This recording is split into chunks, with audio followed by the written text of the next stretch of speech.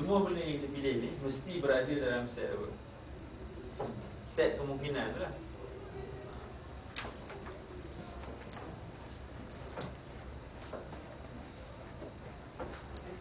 So if I were to ask you, Vy dengan the production possibility set, which one is the bigger set? Which one is the more comprehensive set? Which set is a subset of the other? The input requirement set will be a subset of the production possibility set.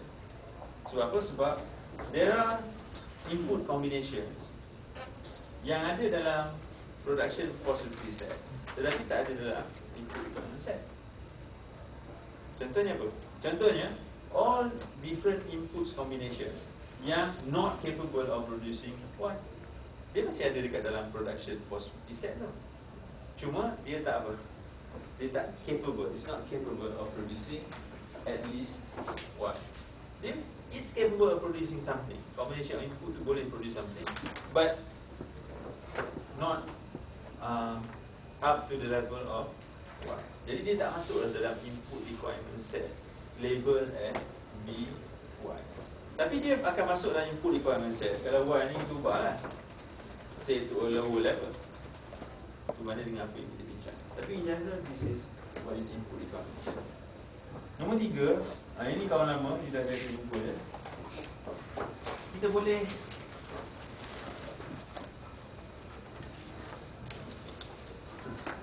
define teknologi menggunakan this konsep isoquantity. Okay. What is an isoquant? Isoquant is a set, again X in R plus ya, di mana X is in Vy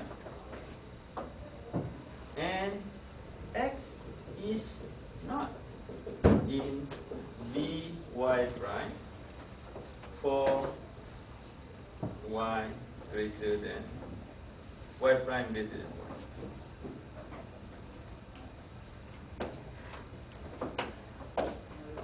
In other words, it's just all input bundles that produces at least Y.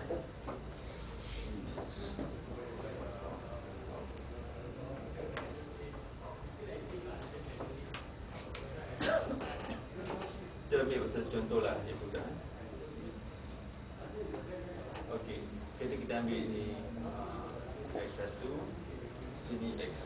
This is just inputs of production. Okey, bila kita kata now trying to show you the input requirement set of producing Y units.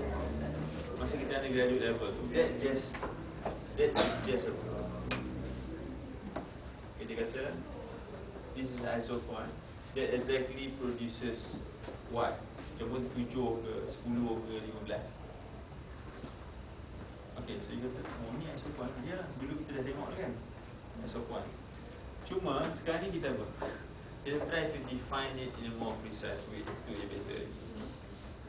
Okay, so you kata macam mana pula ni ada input requirement set tu ni. Okay, so kalau dalam gambar rajah ni when we say this is the input requirement set for producing Y, what we mean is all the points kat sebelah sini including what? Including the line itself. Okay. This is V1.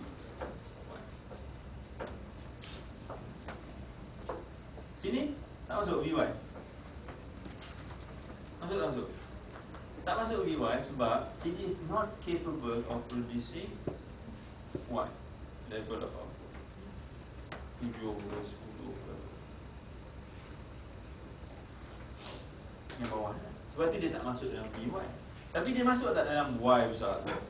Masuk lah. So everything, if you like, if it is possible for you to combine X1 and X2 in whatever combinations you so wish, okay, then every single point, every single dot dekat this quadrant constitute big one production possibility set. Kalau you boleh apa? Combine X dengan Y in whatever way you wish. 1.73 X1 combine dengan 1.653 X2. That's one dot here. Is that possible? Yes, it is possible to combine them that way. Then benda tu masuk dalam you punya apa? Production possibility set. Okay? And kalau if it's possible for you to move all these different combinations continuously, then every single point, in fact the whole quadrant becomes your production possibility set. Okay? So now you say, what about input requirement set? Input requirement set only refers to all those points that are capable of producing at least Y. Jadi kalau ini kita punya SO1, then whatever points, semua points yang berada di to the north east of this line, iaitu is included in the input requirement set. Kenapa? Sebab those points are capable of producing at least one. Dia kata sini, kalau kat sini lebih, memang lebih, tapi input requirement set is defined that way, producing at least one. Okay, so you kata, well, okay, I understand input requirement set. Anything that can produce at least one, fine. Tapi I don't understand macam mana definition ni. Ini macam ni boleh jadi satu line pula. Okay, kita tengok satu. The SO1 is defined as different combinations of X. Dalam kes kita X1 X2. Di mana X ni mesti berada dalam V1. Which means apa? X2 mesti syarat apa? Dia mesti berada di sini lah, termasuk garisan ni. Tetapi X ni tak boleh berada dalam VY prime. What is Y prime? Y prime has a very simple definition. Y prime ni is anything greater than Y. So maksudnya, if there is something which is greater than Y, for example, contoh mudah kan, Y prime would be here. Katalah ni Y prime. Okay. Then kita punya isoquant will be thick, tebal semua ni. So apa sebab? Dia satisfy the requirement X as is in VY. X in VY semua ni. Tapi dia tak boleh berada di X in VY prime. So Y prime dia punya set dia mana? So dia boleh berada semua ni, cuma tak boleh ada kat sini. Jadi all these points between these two lines becomes a line qualified as an isoquant. Tapi the way we define it, okay, this thing has to be true for all Y greater than Y prime. No? So maksudnya apa? Sorry. For all Y prime greater than Y. Okay. So you can always apa? Tunjuk kat sini. This one is also, kalau kita lukis satu lagi isoquant kan? Y prime kan? Itu boleh. Because of Y prime is defined as anything greater than Y. So in the end kita boleh dapat apa? Just a point, satu Y marginally larger than Y. So then if you have that apa tu definition ataupun that concept for Y prime, then what is left would be just apa? Satu line. Sebab Y prime is anything, any number that is larger than Y. So you can always take small enough Y prime, which is still larger than Y, and you will end up with a line. And line tu kita panggil apa? Isoquant. Maka yang kita selalu buat masa undergrad tu, isoquant, itu adalah rupa je.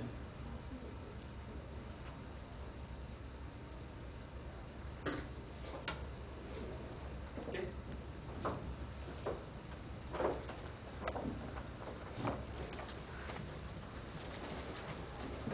So your isoquant, okay, your isoquant is just a representation of technology, tapi a very specific form of representing technology.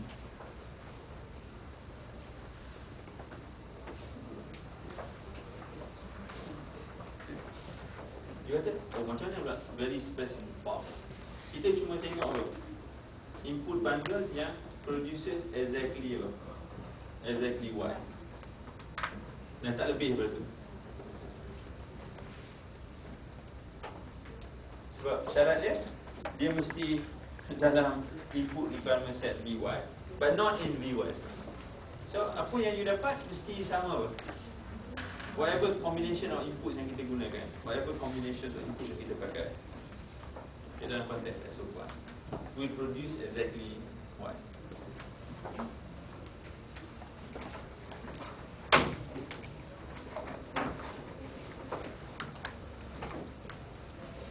Dah menyampai dah? Dah.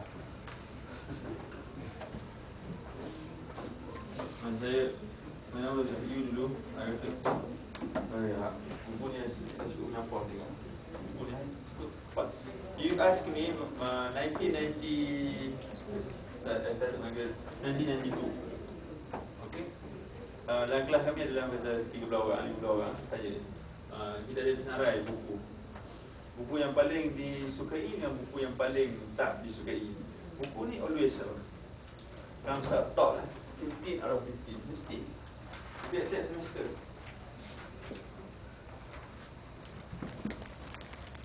Okay. The fourth way, cara keempat the fourth way.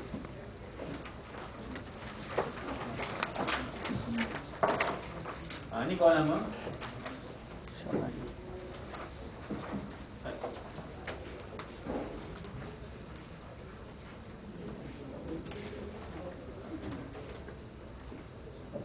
production function. What is a production function? Dalam production function kita label as F. X. Ini elements of course X lah. X tu input kan.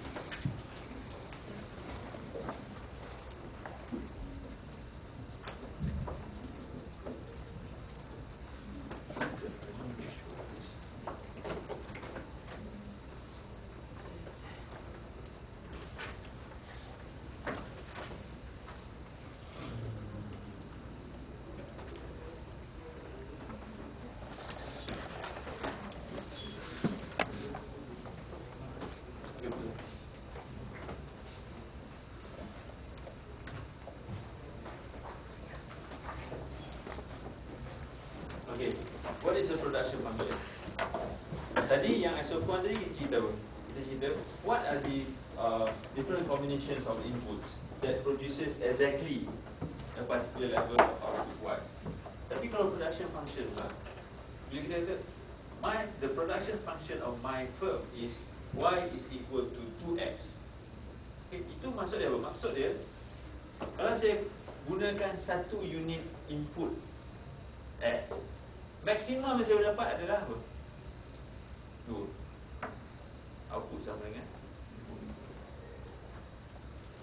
dia kata, habis ni aku punya cerita banyak.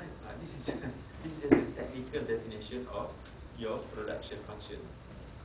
This is a mathematical way of saying what I just stated. Okay, apa dia? The production function is a function in which Y is a small y, you remember that? Dalam case kita Y. Jadi dengan Y, small y.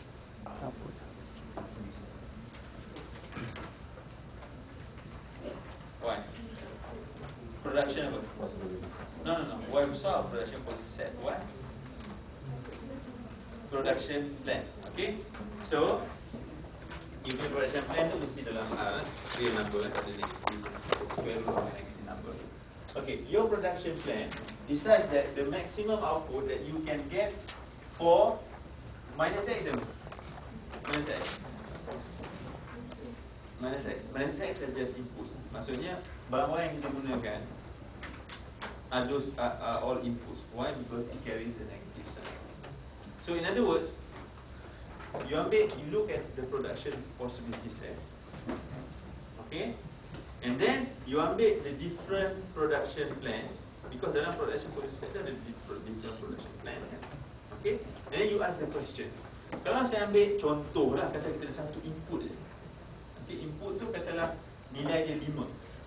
What you do is you go through the production possibility set tu.